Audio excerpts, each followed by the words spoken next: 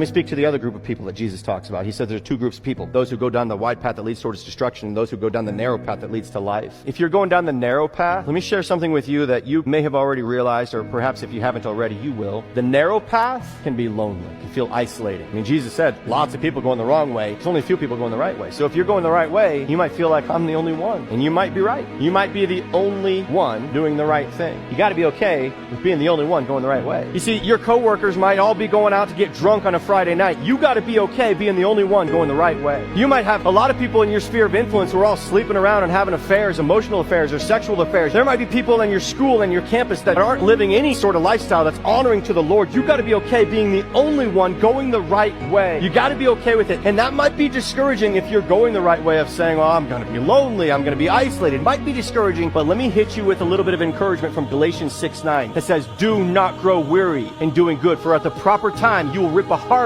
if you do not give up. You might be the only one going the right way. Don't grow weary in doing good, for at the proper time, at God's time, you will reap a harvest if you do not give up. If you're going the right way, don't quit. Don't throw in the white towel. Don't stop because you feel lonely. Don't stop because nobody else is around you. Keep going. Keep fighting. Keep going the path that's the narrow path. Wide is the path that leads to destruction. Narrow the path that leads to life. Only a few people are going down that narrow path. Don't quit. Don't stop. If you're the only one taking a stand for God in your workplace, don't you quit taking a stand for God. If you're the only one who trusts in the Lord with all of your heart, do not stop. If you're the only one in your school that's taking a stand for Jesus, do not stop. If you're the only one who values life in your neighborhood, do not stop. If you're the only one who comes to church, do not stop. If you're the only one in your family who has faith in God, do not grow weary in doing good, for at the proper time you will reap a harvest if you do not give up.